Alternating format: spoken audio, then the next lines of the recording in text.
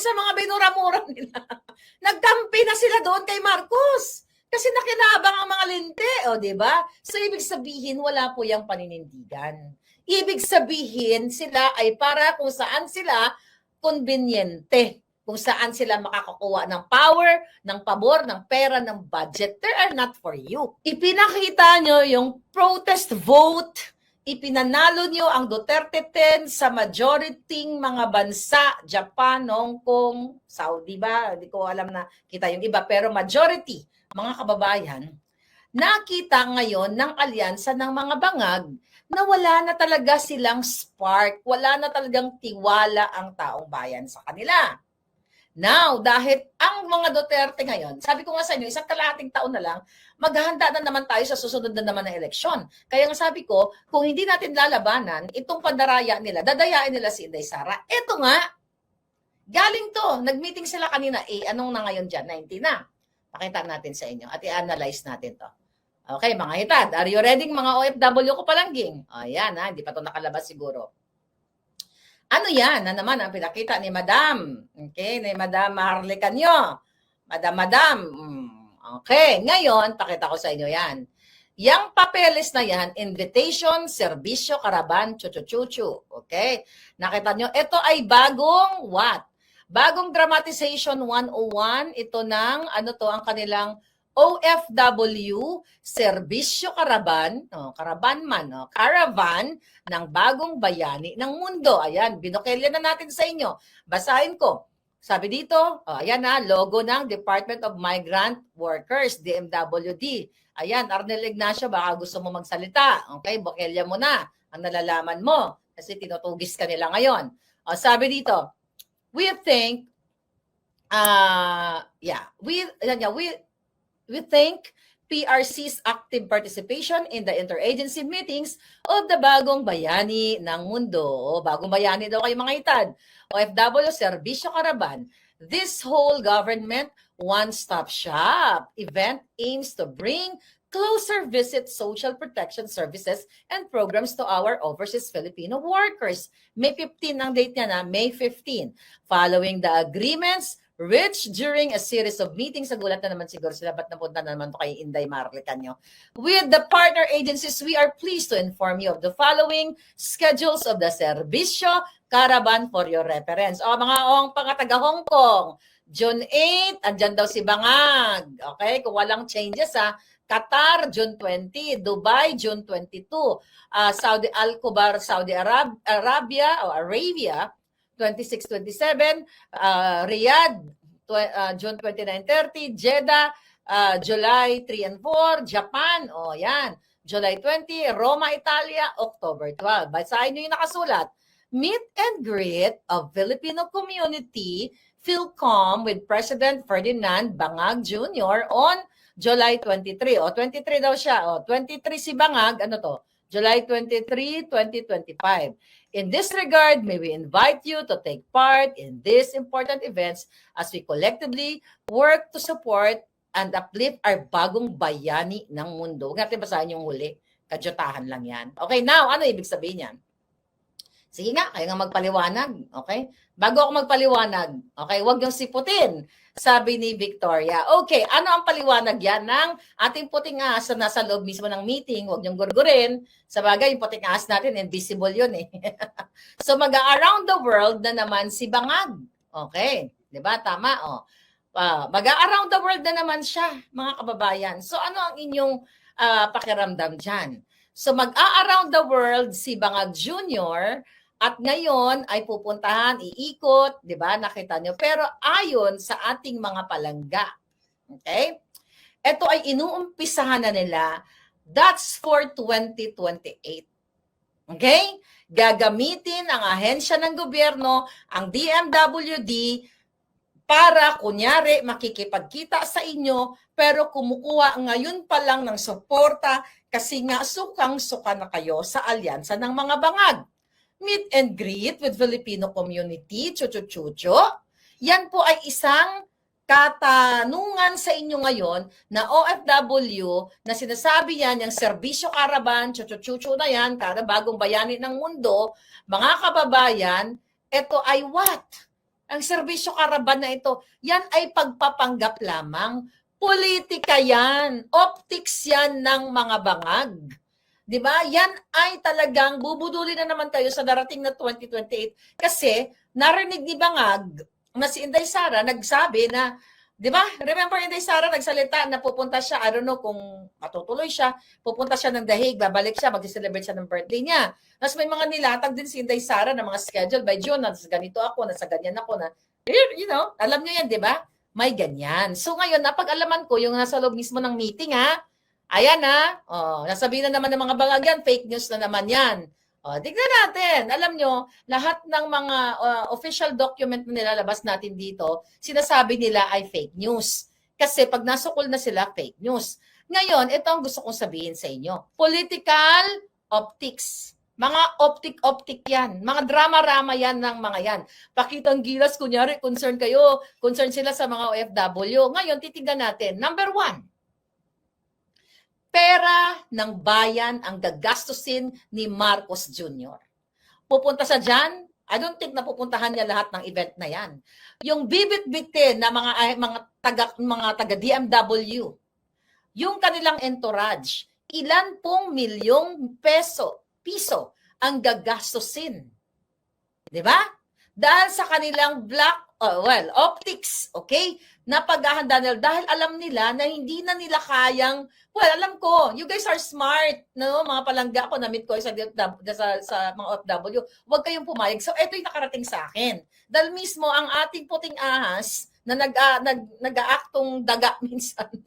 Puting daga, hindi nila mahuli-huli. So, yan ngayon. Ang tanongin nyo sa mga sarili ninyo, magkano yung gasto sa biyahe, yung entourage nila. Imbes na yung budget na yon, mga palangga, ilaan na lang sa healthcare, yung mga reforma, mga programa. 'Di ba? Ngayon, anong gagawin dyan? Siyempre, iistorbohin ni Bangag yung mga OFW na, yung mga mabubudol lang naman, 'di ba? Ang sinasabi para what? Ilapit ang social services, chuchu-chuchu ng niya ni Bangag. Mga kababayan, kung gusto ilapit ni Marcos Jr. ang serbisyo sa mga OFW, ang bawat konsulado, ang bawat embahada, dapat nandyan ang serbisyo. Hindi yung kadyutahan niya, gagamitin ng pera ng bayan, baka sisingot lang siya dyan, 'di ba? Mag-aadik-adik lang ang gago, 'di ba? Kung gusto niyang suportahan ang mga hinaing ng OFW, mga problema ng OFW, hindi niya kailangan gamitin 'yan. You know, yung mga pag-ikot-ikot, dahilan lang 'yan. Kasi nga in preparation niya sa 2028, I'm telling you, katatapos na ng election, dayan sa election, eto na naman tayo. Sabi ko nga sa inyo, hanggang sa huling hininga natin dito, hindi tayo titigil hanggat hindi natin napapanagot itong mga bangag na ito. So gusto kong maintindihan ninyo, hindi naman kayo siguro syongabels katulad ng mga bangag, di ba? Hindi naman kayo, na walang alam katulad ng mga trolls nila. So, di ba? Yung mga perang yan, gagastusin nila, ilang milyon yan, mga kababayan. OFW ba talaga ang makikinabang yan sa pag-ikot-ikot niya? No. Mag-i-enjoy sila. Remember, may pinakita tayo, I think 2023, yung si Bukangkang na nasa yate. I think nasa Amerika siya, nagbika-bika yung giti niya. Nagsayaw-sayaw doon. Ang mag-i-enjoy yung mga yaya ni Bangag, yung mga, yung mga nakapaligid sa kanila. May mga pabaon yan, pa-shopping, may papulburon, may payate, may pabigaon, lahat na lang. At ilang milyon ang budget sa mga biga-biga nila. Diba? Mag-itot-itot yan sila. Sorry pala. Gusto ko lang kayo. So, magkano yan? Maliban pa dyan, ilang gastos yan, mga kababayan. Mga palangga kong OFW, hindi kayo makikinabang yan. Kaya huwag kayo nagpapaniwala sa mga kadyutahan ng mga karaban-karaban na yan. Diba? Bakit hindi gawin na isang institusyon? When I say isang institusyon, ilagay mo dyan, Bangag, what do you expect? Kung ako, ang sasabihin ko sa embahada, kayong mga konsul, kayong mga ambasador, mga yawa mo, kapag kayo ay hindi ginawa ninyo ang tama, ang serbisyo sa mga OFW, ito ang managot. Ito mananagot kayo. Katulad na ginawa ni Duterte. Di ba? Remember? Panahon ni Pangulong Duterte. dito sa dito sa consulate. Oh, anong ano natin diyan? Anong kwento ko diyan? May inilapit ako diyan. May budget. May budget yung mga embahada na yan sa mga OFW. Hindi ko lang alam kung tawag sa mga budget na yan. Pero alam na alam ko yan kasi dito sa Los Angeles, may inilapit ako, di ba? Alam nyo yun, na minaltrato siya and everything dito sa kanyang jowa, nagka-problema, so inilapit natin. That was Duterte time. I think nakakuha siya ng, kung di na ako nagkakamali ang binigay sa kanya ng ahensya dahil distressed siya no? Distressed and displaced. Okay? $2,500 US. Di ba? Yan dapat i-institutionalize ni Bangag ang serbisyo sa inyo. Hindi magpunta ako, magsingot-singot muna ako para kunwari kaway-kaway ako sa OFW. Ang alpot, di ba? Kalinte. O ngayon, mga kababayan, tama ba yan? O, yan na, hindi nila alam yan. Wala pa yatang nag-report yan. I don't know kung may naglabas na yan. But ganun pa man, kung gusto ni Bangag na bigyan kayo ng mabuting serbisyo, mga kababayan, yung mga problema nyo na ilang taon na, 3 taon simula, umupo siya. Ng iba, hindi makauwi. Ang daming problema ng OFW. Alam na alam ko yan. Yan dapat. Kung gusto niya ilapit ang serbisyo, one-stop shop, ano sinasabi kanina doon sa sulat? One-stop shop, Eklabush? Bakit hindi lagyan ng one-stop shop bawat embahada na itong departamento na to exclusive sa, well, alam naman natin na yung embahada at konsulado para talaga na yan sa mga Pilipino abroad na kapag may problema or mga consular services, chuchu, mga dokumento, Pero dapat dun sa isang ano na yon, isang sa bawat opisina na yon, dito, lahat ng mga displaced, distressed na mga Pilipino, dito bibigyan natin ng serbisyo. Hindi pakitang gilas, tas picture-picture si Franz, di ba? Yung kasi laki na ng kasi nalaki na ng Buddha o kasi laki na ng elepante. At yan sino yan? Ano tawag dyan? Uzat, yung lumaki na rin ngayon na parang aparador. Di ba? Kalimutan ko na yung mga pangalan nila. Sino yung kasi laki na ng aparador, yung Hawi girl niya? Si Honey Rose? O, ikaw, tiyan mo Honey Rose, parang 3 aparador ka na.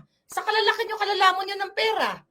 O, ano ilapit ang serbisyo? Pipicturan lang yan ni Franz at saka ni Gerard Barria. Picturan lang yan. Ay, boss, kung ganito, ganyan ka. O, tas ilagay, i-post, ayan, ang Bangag na presidente ay inilapit ang serbisyo sa mga OFW. Kung tanga ka, maniniwala ka. Pero hindi mo alam na ang serbisyo sa mga OFW ay pwedeng ilapit through sa opisina ng mga embahada. Hindi na kailangan mag-ikot-ikot pa ang baliw niyong presidente, mga assistant na, ang size nila, 4 na equivalent ng mga aparador. Tapos ang itsura parang mga giatay, mga linte, nami sila tagapangloko ng ilang mga giti para nami anuhon. Anyway, mga kababayan. Di ba? Ano sinasabi palangga? So, dapat nandoon lang may, tama ba, may nabasa ko daw? May nabasa ko dyan kanina, welfare desk. I think that's the right word, no? Welfare desk. Yun na, parang departamento. Yun lang ang term ko. Di ba mayroon doon nakaharang doon? Hindi yung papasok ka sa embahada, yes, bigaon, maganon-ganon. Dapat Bulldog, yes, Minda Diaz, ang galing mo talaga. Si Bulldog yun eh. Di ba? Aparador na ngayon siya, 4 na equivalent ng aparador. So ngayon, dapat may desk doon na kapag may problema, alam mo naman, OFW natin, ang dami iba't ibang klaseng larawan ng problema.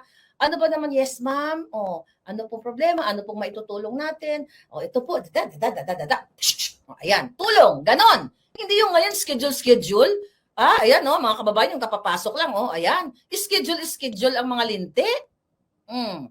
Diba? Gagasusin na naman ng pera ng bayan. So yan, pinapakita natin yan sa inyo kung gaano kapalpak ang gobyernong Bangag dahil ito ay gagamitin na naman kayo. Gagamitin kayo, mga OFW, mag-ikot-ikot ang mga karaban ng mga ihodipunggol na nami sila pang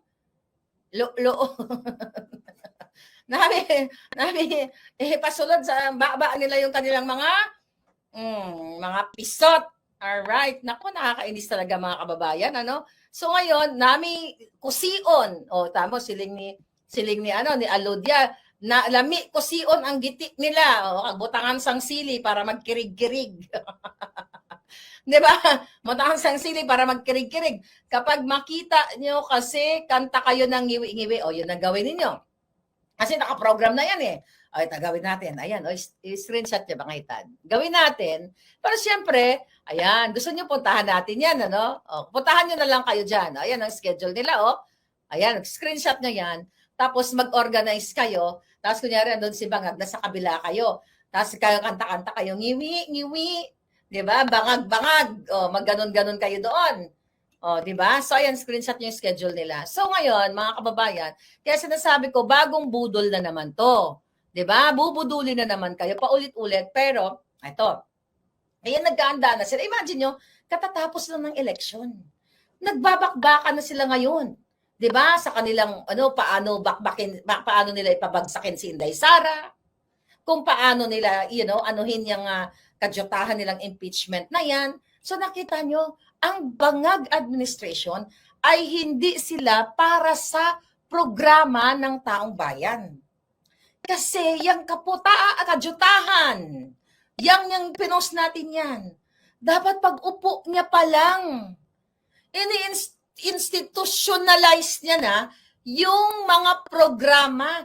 Yan, kaya ako nagalit sa hinayupak na yan. Dahil ang dami kong inilapit na OFW sa kanila, OFW man ha, na mga OFW na mga problema, yung hinayupak na lista na yan, wala yan itinulong sa inyo o kahit kanino pa. Diba? Kaya nga ako, lagi kong sinasabi, kahit nung panahon ni Pangulong Duterte, binoljack ko yung iba niyang mga appointees at everything, ang daming natulungan yan, yung opisina ni Senator Bongo, di ba? Ulit-ulit kong sinabi sa inyo yan. Minsan na-criticize ko si Senator Bongo. Pero nung time na yon talagang, nung even pandemic, maraming natulungan. Eto walang pandemic.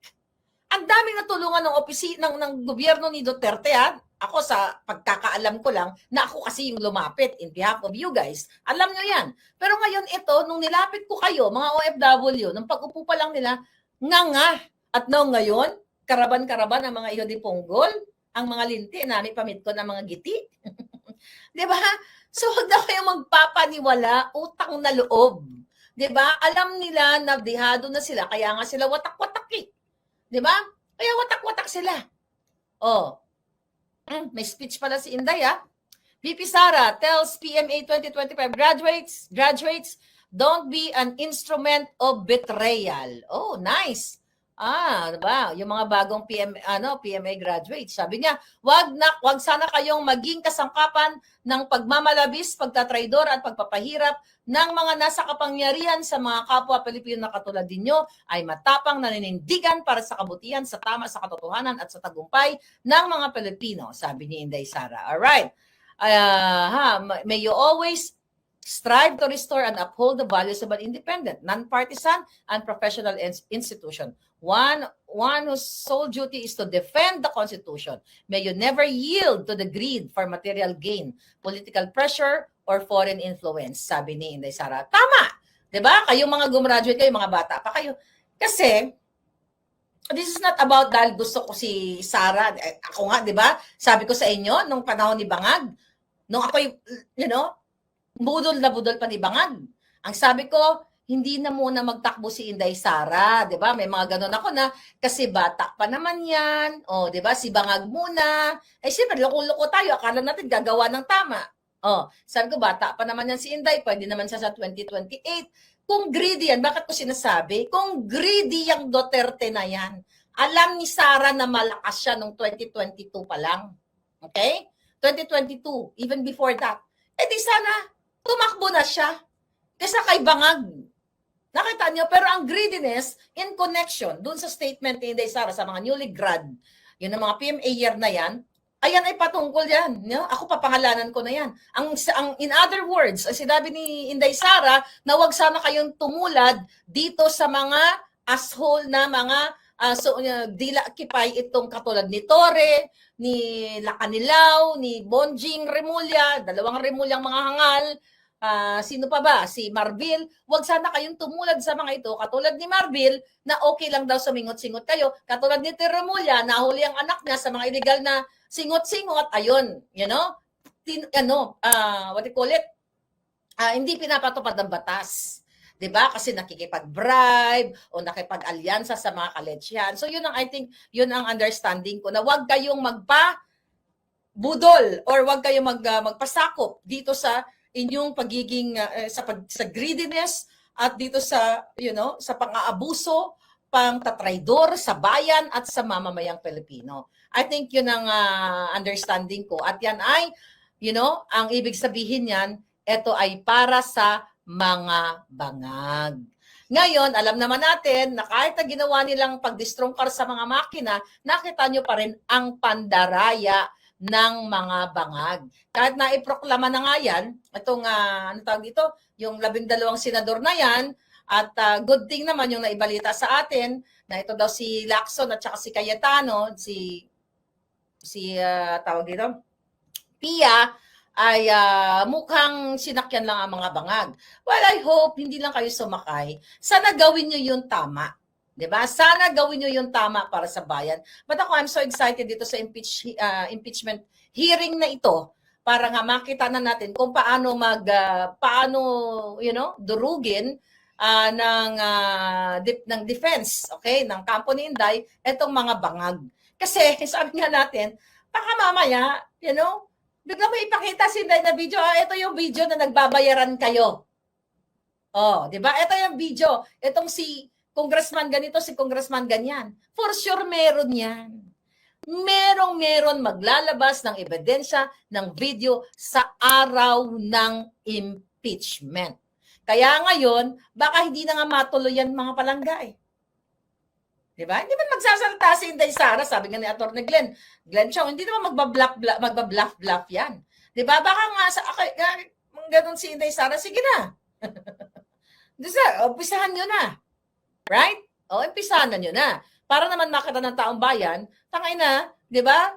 Inaano nyo yung 125 million na naipaliwanag na, pero yung 10 billion na ginamit, ito na nga lang, balik na naman tayo, mga pisting yawa to mga hinayupak.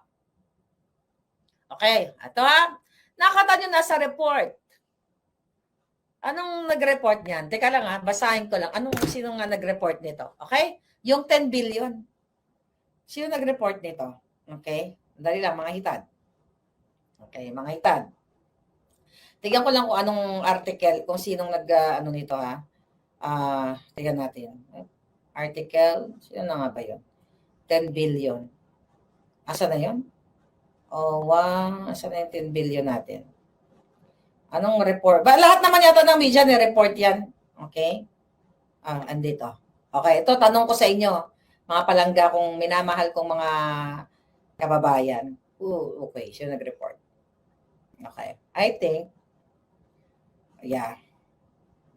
Okay. Ang nag-report, I think, Politico. At iba pa, may iba pa ako na Politico at iba pang mga news article. Basahin nyo, mga hitad. Naglaan ng 10 billion pesos ang bangag na administrasyon, si Marcos Jr., sa eleksyon. Pangbayad, pangbili ng boto, panggamit sa mga logistics, pangbayad sa mga kapitan, mayor, gobernador, o sino pa man. We're talking 10 billion pesos. Umamin na sila. Now, i-impeach nila si Inday Sara sa halagang 125 million na never nila napatunayan na ito ay kinanilunok ng opisina ni Inday Sara. Putang ina. You do the math.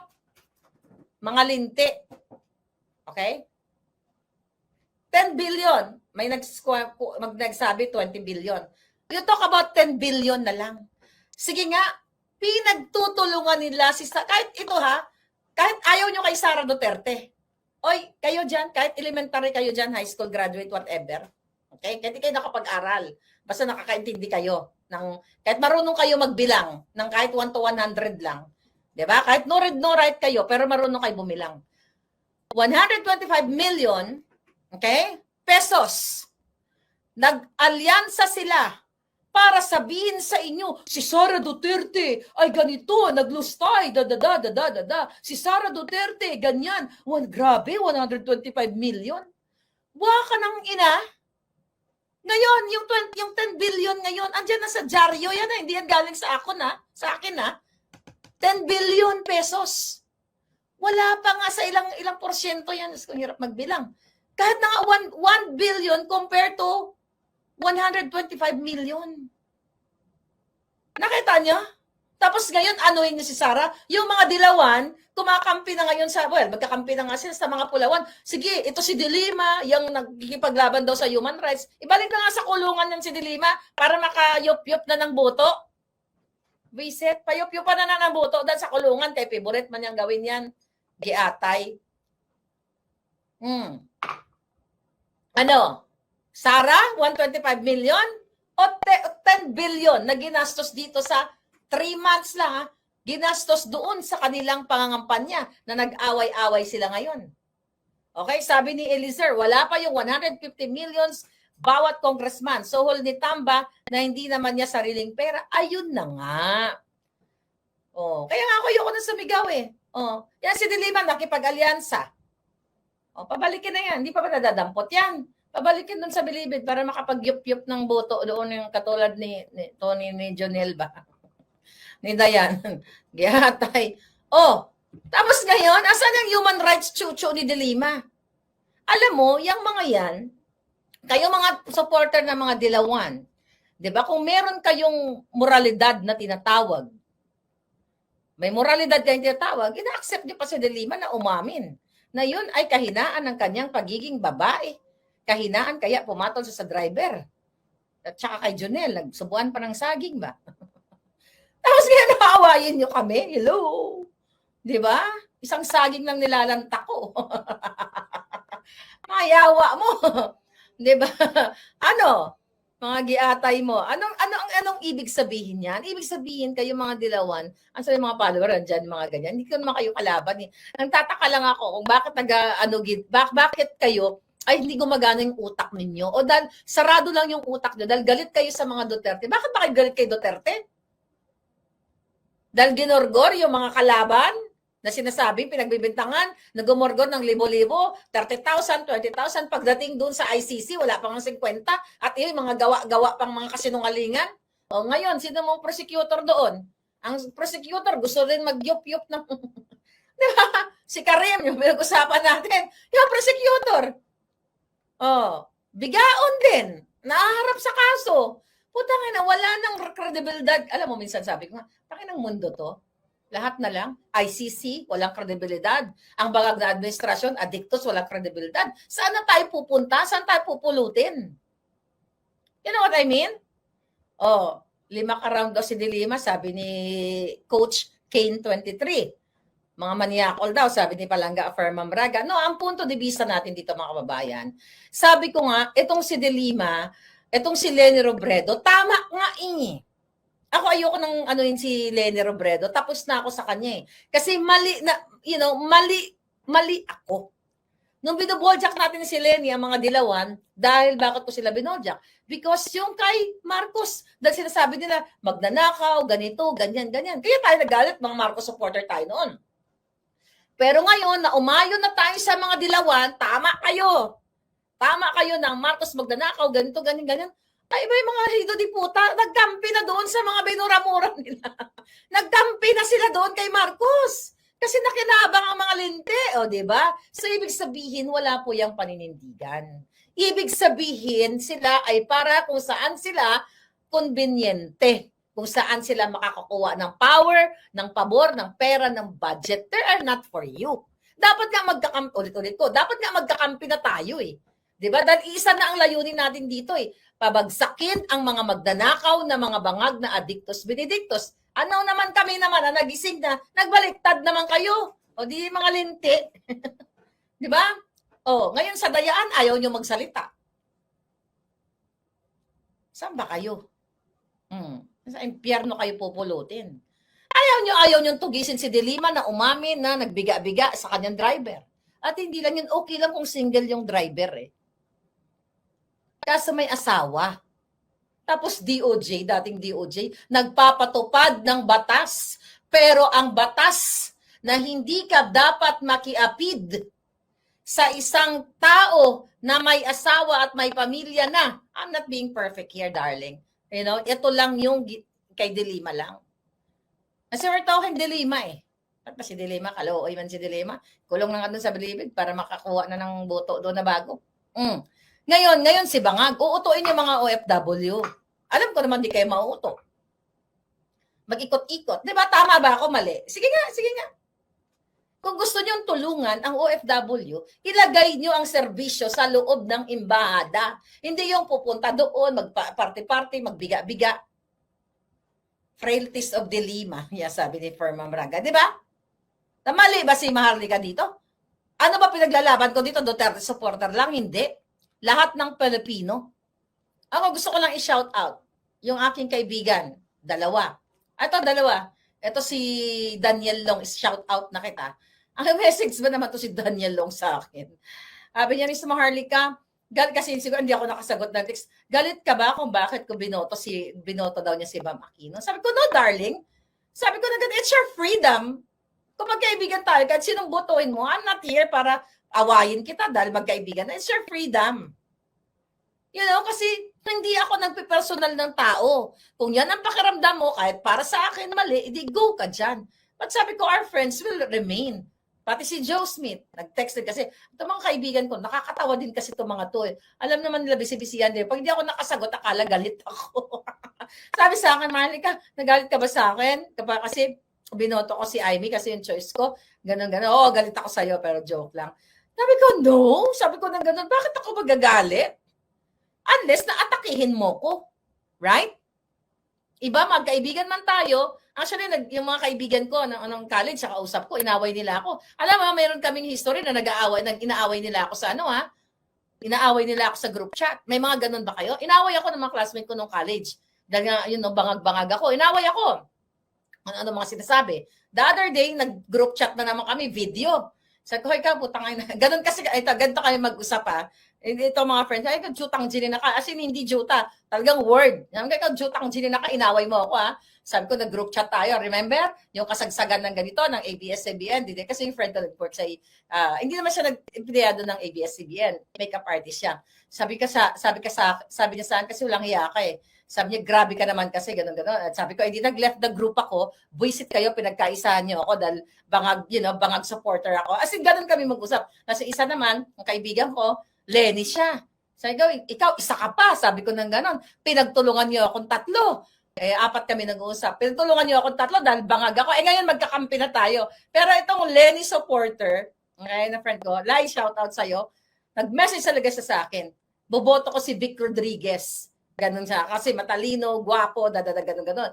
So, I mean, bakit ko ito kinakwento? Yung friendship ko, pagkaibigan, hindi porket iba binoto mo, aawayin na kita. Unless na boljakin mo ako personal. Iba yun. Pag pinersonal mo ako, ibang usapan yun. Pero kung binoboljak mo ako dahil lang sa aking opinion, then wala tayong magagawa doon. Diba? It's about kanya-kanyang tayo yan. But ganun pa man, mga kababayan, balik tayo dito sa issue na to, Ngayon, ang pangyayari ngayon, mag-ingat kayo sa ating mga palangga na OFW. Ngayon pa lang, tinatrabaho na nila si Inday Sara. Tinatrabaho na nila ang Duterte. Matagal naman na nila tinatrabaho yan. 1.5 taon na lang mabawak-bakan na naman sa eleksyon. Kaya nga sabi ko sa inyo, hindi na yata, wala na talaga yata itong katapusan. Klase ko rin, kausap ko rin the other day, yung kaibigan ko, ibang college naman yon sa College of Nursing. 'Di ba? yung sinasabi ko ibang college 'yon. Com-arts 'yon. Itong isa, kaibigan ko, sabi niya, "Mama," sabi niya na gano'n, 1 oras kami nag-usap. "Nasaan ka na bang lugar? Hindi na kita nakikita." Ayun, nag-aanuhan din kami sa politika dati kasi Lenny siya. Ngayon, bangag, galit na ako kay Bangag dahil nakita ko nga, gano'n na kami. Tapos kwentuhan kami about politics. Sabi niya, umuwi daw sa Pilipinas. Sabi niya, grabe ang Pilipinas, kawawa talaga yung mga maliliit, mga mahihirap. Sabi niya sa akin, talagang, umuwi siya babalik niya lang April. Sabi niya, pag nakialam ka sa politics, mayayari ka talaga. Parang, ang gagawin mo na lang, parang tatahimik ka na lang kung ayaw mo matrobol. Parang ganun yung mga statement niya. Sabi ko, kumusta ba yung buhay ng mga tao? Well, sabi niya ganyan, may mga business nagsusurvive, pero yung mga maliliit, ay kawawa talaga. So, kinakwento ko to sa inyo, dahil hindi itong laban ko dahil Duterte supporter ako. It just so happened na yung Duterte ay alignment ng kanilang polisiya, ng kanilang pananaw, ayon sa nakikita natin, ay for the people. Eh kay Bangag, for the people ba yan? Huwag na kayo lumayo sa 10 billion, for the people ba yan? For the people ba yung 10 billion na ginastos sa kampanya ng alyansa ng mga Bangag? Tapos pagdating sa healthcare nyo, wala. Yan pa rin ang problema ninyo dyan sa Pilipinas. Dapat ilang ambulansya ang mailalagay yan sa bawat barangay. Imagine nyo. Kasi ang dami magme-message sa akin, pag may inatake sa barangay, walang pambayad sa ambulansya. Magkano ambulansya? 20,000 pesos. Private yon. Na dapat ang bawat barangay, dahil ang daming na heat stroke, dahil mainit, ang iba ang klima sa atin. Dapat may nakaantabay, at least man lang dalawang, o kahit isa na lang, na ambulance. Pero ano ginawa ng alyansa ng mga Bangag? 10 billion ginastos, nagkaonsehan pa. Binayad sa mga senador, sa mga congressman, para sumulat, pumirma. 150 million, plus yung binanggit ni Inday, 1.5 each, plus 6 million, plus kung ano-ano pa. At sinabi na rin mismo ni Toby Tiangco, na yung kanilang conditional release, inamin mismo, yung mga yung mga buwakan ng inang yan, kung ibinigay yan sa mga barangay ninyo, di sana hindi nakawawa yung mga Pilipino na kapag may inatake sa puso, may nasugatan, may nadapa na matanda, brum brum brum, diretso kagad sa ospital. Pagdating sa ospital, may brum brum brum, pagdating doon, walang pera si Lola, may pera ka ba, may pang down ka ba, hindi ka tatanggapin. Kailangan magpakita mo na kayo. You know what I mean? Sabi nga ng kaibigan ko, wala na yata ang pag-asa Pilipinas. Nakakalungkot. Sabi ko, I think may konting hope pa ako. Okay? I think may konting hope pa ako. Kasi nasa mga kamay nyo talaga yun eh. Di ba? Hindi ako nagpaglaban dito dahil Sara Duterte or whatever. Lahat binabolja ko, alam nyo yan. Kaya nga ako, hindi nagpapasakop sa mga politiko. Hindi ako nagpapasakop sa kanila kasi anytime pwede ko silang boljakin. You know what I mean? Kasi kapag tumanggap ka ng bayad sa politiko o kung anong pabor, sasakalin ka sa liig mo. Di ba? Ano sabi ko sa inyo nun? Pag si Bangag ay may ginawang katarantaduhan, ako ang unang boboljak sa kanya. I walk the talk. Kaya ngayon, gusto akong pagurgur.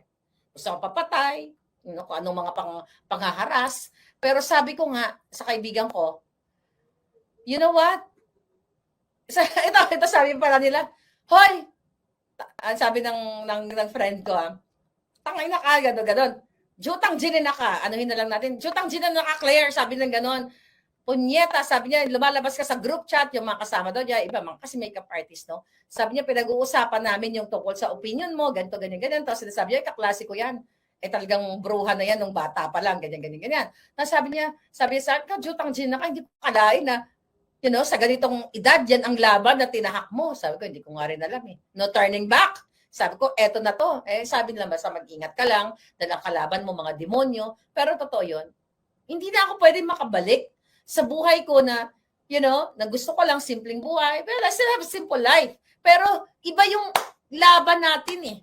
Kumbaga, kung sinasabi ni Attorney Glenn Chong na siya ay tinalaga para ng Diyos, para lumaban dito sa pandaray sa election, I think, ayoko naman magbigay ng, ng title sa sarili ko, but it's up to you. Hindi na ako makabalik kahit gustuhin ko man. Hindi na. Pero wala nang atrasan to. Kailangan nating labanan ang mga Bangag dahil nakita ninyo sa kabila ng suporta ko sa kanila, suporta natin sa kanila na ni piso, wala tayong binigay sa kanila. By the way, naalala ko pa, yung kaibigan ko, Joy, shoutout sa'yo. Sabi niya sa akin, bakla, sabi niya sa akin, ikaw talaga, sabi niya ganun sa akin, umuwi kasi ako, di ba, sa Pilipinas, binigyan mo ako ng M&M, ang sabi mo sa akin, sabi ko na, wag mong kainin ang mukha ni BBM, kasi kawawa naman. Di ba yung M&M, the other day kasi nag-usap kami, langya ka, Diyos ko, baliw na baliw ka pa noon, may dala kang M&M, binigyan mo ako ng M&M, ang sabi mo sa akin, wag mong kainin si BBM. Di ba? I-display mo lang. Wag mong kakainin si BBM at saka si Inday Sara. Kasi dalawa yun eh. Binigyan ko siya pareho. Pero more on sinabi niya talaga si BBM, wag ko daw kainin. Sabi ko, kinain mo na ba? Sabi niya, nilunok ka na. Sabi ko, buti naman. But anyway, sinusuportahan natin sila kasi noon, akala natin para sa taong bayan. Kaya sabi ko, hindi tayo dapat nagpapabayad ng ating suporta. Para anytime, pwede natin silang, bangbangin. Di ba? Kaya, ganun talaga. Alright? Sabi ni Linda, yes, nawala na si Arnel Ignacio. Now, si Arnel, maraming alam yan. Di ba? Pinagbibintangan siya ngayon. May inakusa ka sa kanya na 1.4 billion. I don't know how true. Hanggat hindi natin nakakausap si Arnel. Arnel, gusto mo magpa-interview ka, i-booking mo na si Liz Satanas. Alam ko naman yan. Na si Liz Satanas lahat ang may hawak niyan. Yung mga tao dyan. Ba't ganun mga palangga? Yes. Anong tawag dito? Ang mahalaga, okay, ay makulong si De Lima. Mabalik sa kulungan. I hope nga palangga. Muli, ito si Palangga Maharlika ninyo. Ayan, sa papasok lang. Ayan po, may plano si Bangag na mag-ikot-ikot sa buong mundo na naman para budulin ang mga OFW. Pero alam ko, mas magaling kayo sa kanila, hindi kayo magpapabuti. At yun nga mga kababayan, anong masasabi niyo sa balitang ito? Maaring ihayag ang inyong opinyon at kuro-kuro sa comment section sa ibaba. Huwag din kalimutang mag-like, mag-subscribe at mag-share sa bidyong ito. Maraming salamat sa panonood.